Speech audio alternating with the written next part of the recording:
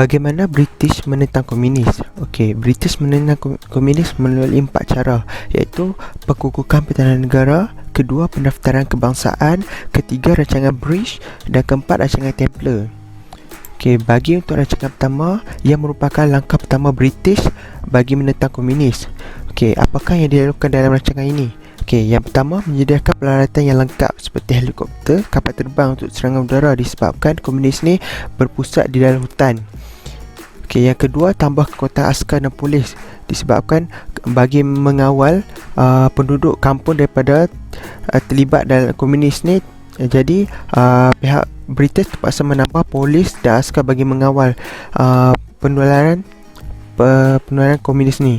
Yang ketiga, tubuh pasukan khas untuk mengawal estet dan lombong. Sebabkan estet kebanyakannya adalah golongan orang India, dan manakala lombong merupakan orang Cina. Jadi bagi menyekat pengaruh komunis daripada terus mempengaruhi mereka, jadi British telah menubuhkan satu pasukan khas untuk mengawal estet dan lombong bagi mengawal pergerakan komunis dan pelantikan ahli komunis ini.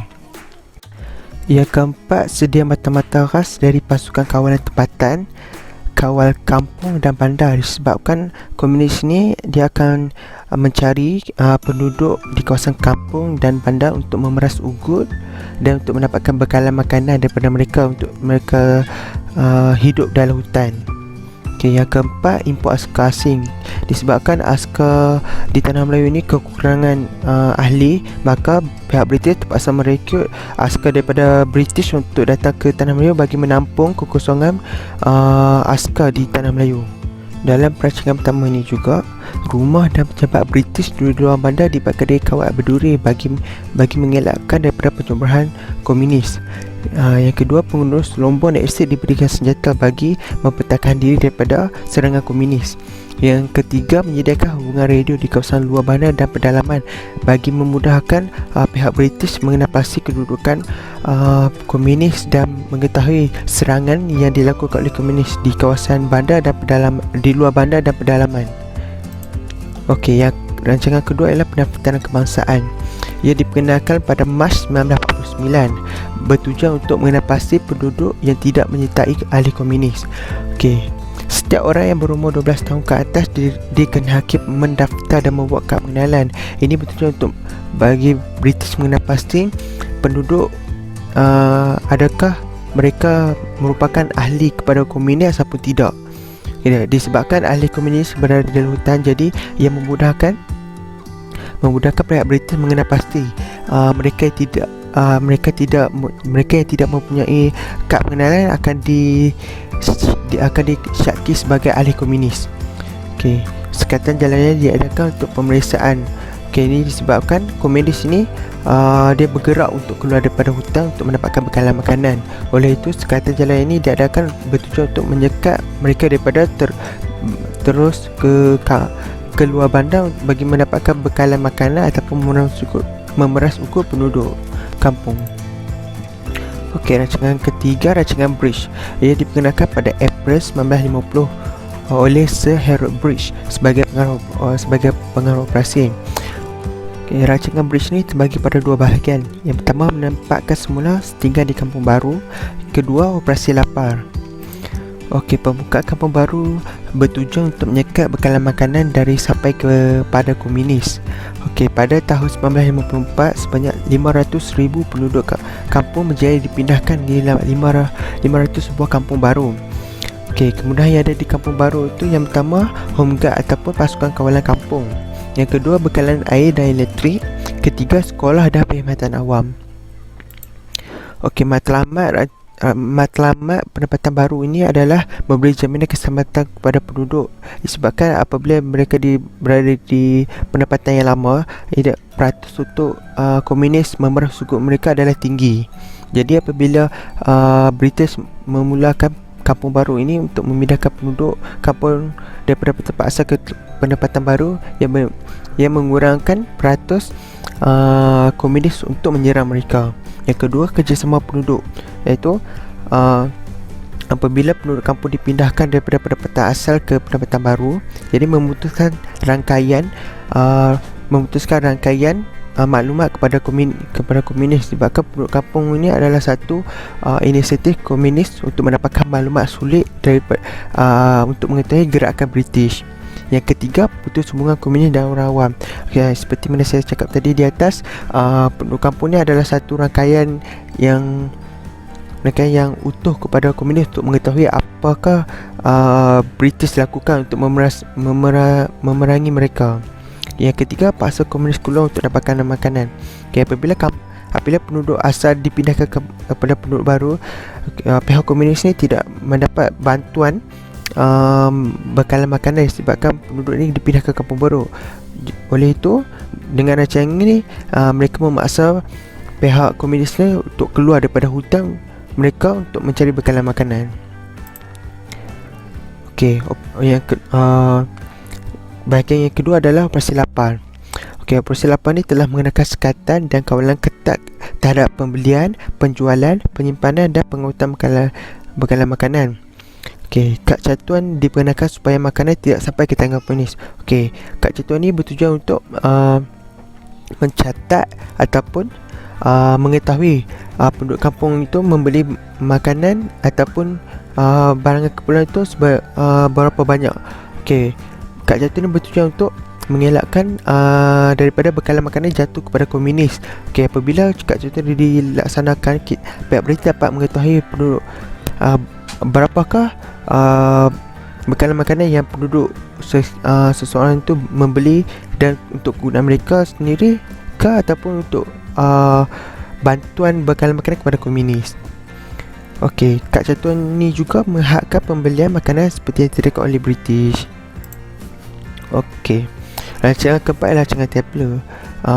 Rancangan ini dilakukan pada Oktober 1955.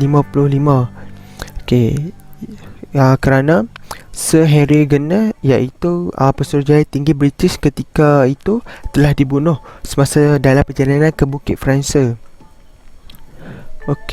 Ini menguatkan lagi azam British untuk menghapuskan gerakan komunis. Februari 1952, British telah melantik pesuruhjaya tinggi British baru, iaitu General Sir Gerard Templar. Rancangan Templar, beliau telah mengenakan langkah ketenteraan. Yang pertama itu memperbesarkan dan memperkuatkan angkatan bersenjata, iaitu memperkuatkan lagi polis askar di tanah Melayu sebagai persediaan untuk menentang komunis. Yang kedua, tumbuh pasukan pengawalan kampung seperti yang dilakukan di rancangan British tempoh hari. Sama juga seperti rancangan, tapi dipertingkatkan lagi. Tumbuh pasukan pengawal kampung di setiap kampung untuk mengelakkan serangan komunis terhadap perkampungan baru. Yang ketiga, melancarkan serangan hendap ke atas komunis, iaitu untuk mematahkan serangan komunis yang terdahulu bagi mengelakkan komunis itu daripada menyerang pihak British dahulu. Yang keempat, dapatkan bantuan militeri dari British dan negara Commonwealth. Disebabkan tanah Melayu kekurangan askar dan polis untuk berperang dengan komunis, jadi Sir Henry Templar ini terpaksa meminta bantuan militeri daripada British dan negara-negara Commonwealth. Yang kelima, mengawal laluan kapal di perairan. Pihak komunis juga bukan sekadar laluan darat untuk melakukan menggunakan jalan sebagai meminta maklumat daripada penduduk kampung, malah melalui jalan laut. Oleh itu, Templar juga mengarahkan askar dan polisnya untuk mengawal laluan kapal di perairan itu bagi mengelakkan serangan hendap komunis untuk mendapatkan bekalan makanan. Yang keenam, melakukan perjanjian dengan Thailand untuk memperterus komunis. Jadi apabila perjanjian antara Thailand ini berlaku, apabila komunis ini melarikan diri ke negara Thailand, negara Thailand akan memberi kerjasama terhadap tanah Melayu untuk menyerahkan ahli-ahli komunis ni. Rancangan Templar yang kedua, untuk menyekat bekalan makanan, ubatan, maklumat dan wang. Templar ini dikenali sebagai seorang general yang mempunyai strategi dalam perang psikologi, iaitu template ini telah membuat satu rancangan untuk mengeratkan perpaduan kaum, kerana apabila berlakunya eratkan perpaduan kaum, jadi perpaduan kaum, jadi maklumat dan risikan tu dapat diperluaskan, disebabkan komunis ni terdiri daripada golongan Cina yang paling banyak. Templar telah membuat rancangan perang psikologi melalui 5 perkara. Yang pertama, longgar syarat kerakyatan bagi bukan Melayu, bertujuan untuk menambah hati orang bukan Melayu untuk memberi maklumat kepada pihak British. Jadi dengan maklumat yang diberikan kepada pihak British, jadi mereka akan mendapat kerakyatan di tanah Melayu. Yang kedua, memperkenalkan pilihan raya majlis peringkat negeri, bertujuan untuk memberikan tunjuk ajar kepada pemerintah tempatan untuk menjalankan pemerintahan sendiri di negeri mereka. Yang ketiga, tawaran hadiah bagi yang berjaya menangkap atau membunuh ahli komunis. Rancangan ini bertujuan untuk